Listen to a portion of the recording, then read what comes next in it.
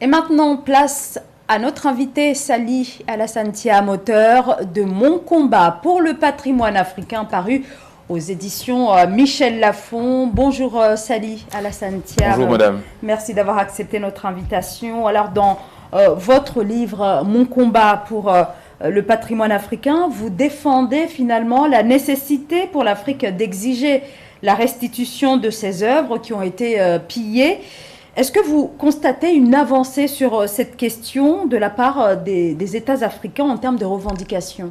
Oui, en parlant des États africains, très rapidement, en lieu et place, je pense que le président en exercice de l'Union africaine aujourd'hui, son Excellence, Monsieur le Président Macky Sall, qui est le préfacier de cet ouvrage, est le premier président africain. Il y a un an de cela, j'avais fait un appel à tous les présidents africains pour sensibiliser, pour leur appeler à faire cette démarche-là, à nous rejoindre. Et là-dessus, il a été le premier, le hasard fait qu'il est sénégalais, je le suis également, mais c'est le premier président qui est très sensible sur ces sujets-là et qui est accompagné. Donc aujourd'hui, les États africains sont d'attaque. Ils sont au premier plan et tout simplement, on n'est pas dans une démarche de revendication. On est dans une démarche d'expliquer, de réconciliation. Parce que la culture ne peut que nous lier entre États européens, africains comme les autres territoires du monde. Donc aujourd'hui, cet ouvrage que j'ai écrit vient en ce sens pour mettre la lumière, pour dire qu'on veut un monde beaucoup plus juste, on veut que les jeunes Africains aient accès à leur patrimoine, mais d'une manière pacifique.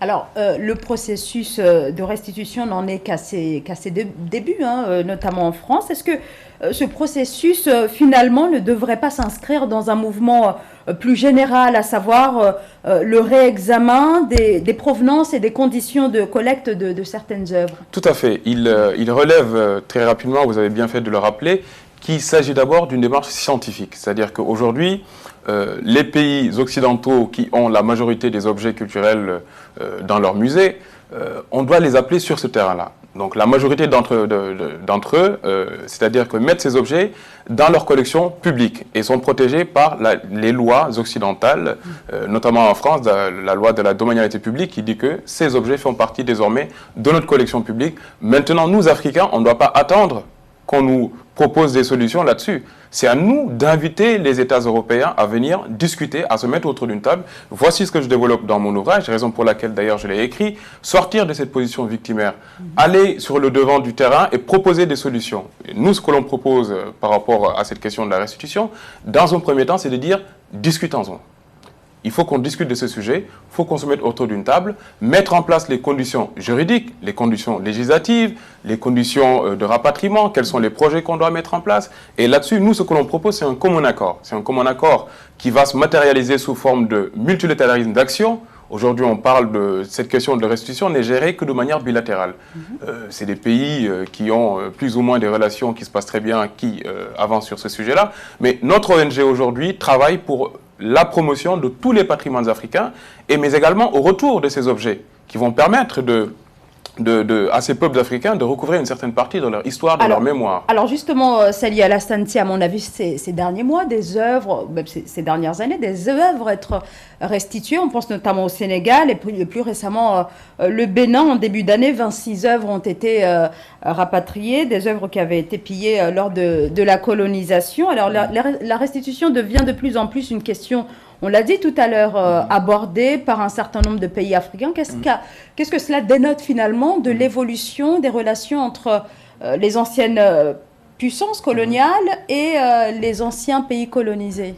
Alors, il y a certes cette relation entre les États, cette relation bilatérale, mais il y a également le travail de la société civile. Moi, je fais partie de la société civile, mais le plus important, c'est qu'aujourd'hui, la société civile puisse travailler avec les États, parce que une société ou bien des populations à qui appartenaient ces objets ne peuvent pas faire de demande de restitution. Il faut qu'ils passent par les États, raison pour laquelle, durant les dernières années, et là-dessus, il est important de rappeler que la France a fait quand même un pas là-dessus, même si c'est minoritaire, c'est des restitutions symboliques, mais on les invite à continuer cette démarche. Ce que je voulais rappeler, très rapidement, l'objet de ce livre, c'est une prise de conscience globale de la jeunesse africaine sur la question de la culture. Et là-dessus, il y a une deuxième problématique qui est très très importante, qui est la sous-représentation des États africains sur la liste du patrimoine mondial de l'UNESCO. Aujourd'hui, sur les 1154 patrimoines qui sont classés dans le monde, il n'y a que 35 pays africains qui se voient leur site classé sur cette liste du patrimoine mondial matériel. D'accord? Et ça, c'est un sujet très important. Là-dessus, ce que l'on propose, c'est important de dénoncer les problèmes. Mais derrière, il faut trouver des solutions. Il faut proposer, en tout cas, apporter sa pierre à l'édifice. Et ce que l'on propose par rapport à la sous-représentation des sites du patrimoine mondial de l'UNESCO, c'est que l'Afrique elle-même puisse créer son propre label du patrimoine africain, puisse faire ses propres systèmes de cotation, puisse considérer et lister ses propres patrimoines afin de pouvoir les vendre à l'international. Je rappelle très rapidement, il y a un fil conducteur entre le patrimoine et l'économie et le tourisme. Plus un pays a de patrimoine classé à l'UNESCO, plus ce pays sera connu dans le monde, plus ce pays aura un impact sur son tourisme, et l'impact sur son tourisme crée des emplois. Il y a une attractivité finalement à la fois touristique, financière, et qui permet également à l'éveil de conscience des jeunes. Et c'est là-dessus que je vais terminer sur cette question-là. C'est raison pour laquelle on a créé le sommet international du patrimoine africain, qui sera un sommet qui va se faire un peu partout en Afrique, itinérant, et dont les objectifs sont mettre en place la Convention du patrimoine africain pour régler pour de bon la question de la restitution, qu'on mette en tout cas les conditions. Et le deuxième sujet, c'est de créer le label du patrimoine africain qui permettra aux pays africains de prendre en main le dessin de leur patrimoine. Merci Sali Alassane Thiam, merci d'avoir répondu à nos questions. Je rappelle votre ouvrage « Mon combat pour le patrimoine africain » paru aux éditions Michel Lafon.